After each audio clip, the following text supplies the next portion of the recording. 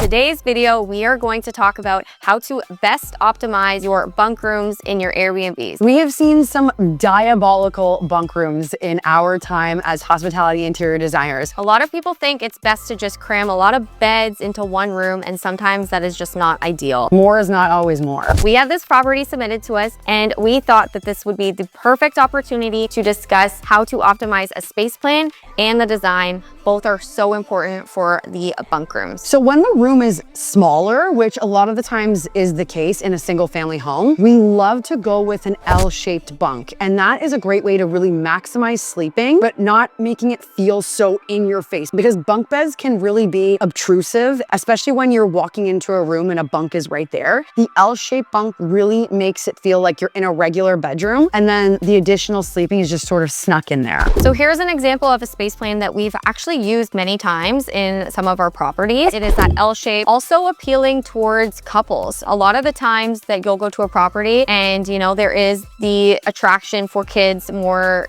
spots to sleep, but other times you will have just couples coming, and then it's kind of like which room is the more preferred one. And sometimes doing an L shape is the most attractive to a traveling couple. To push occupancy even more, I know we just talked about not trying to put like a million heads in beds, but something really nice that we've done in the past as well is include an accent chair or a little seating zone in our bedrooms if we have the space for it. In this case, a really great idea is to just include a pull-out chaise, which actually becomes a bed. It's great for, a toddler or a young kid if you've got the parents sleeping in there. It's great to increase occupancy without making the room feel overcrowded. With bunk rooms, the ceiling absolutely must be designed, especially when you have somebody on the top bunk. We don't want them just laying there staring up at a white, blank, bright ceiling. Doing some really nice paint can enhance the mood. Wallpaper is also great too. And lighting is very important as well. We always encourage bold statement fixtures. You do have to be careful that it's not going to intrude in the upper bunk sleeping area, but there are still a lot of semi-flush mount options that still make a statement, but also complement the varying heights of sleeping in the room. And watch out for fans in that same instance. Another discussion that we often see and have with our clients is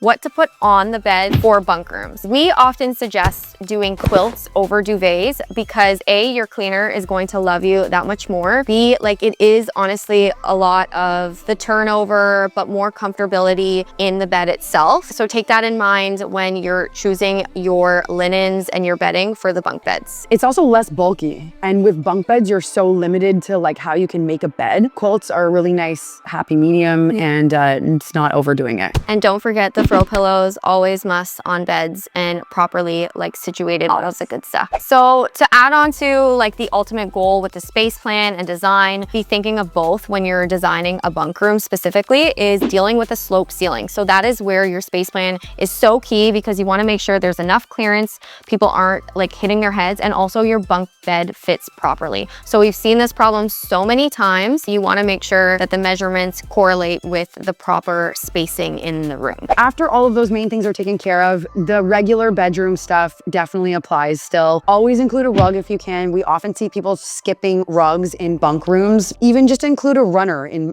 beside it. Any rug is just going to enhance the vibe of the room. After your paint and wallpaper, your accent chair or your pull-out chaise, just still include a dresser, lamps. If you can do curtains, great. In this particular submission, there's a baseboard heater right underneath the window, which is a very big pain. So we decided to do a nice Roman shade instead. But if you can do a curtain, do a curtain. It'll just tie everything really nicely together. It feels more like a bedroom than a campsite where you've just thrown in a million bunk beds and hope for the best. Here's what this new bunk room would look like if all of our suggestions got implemented.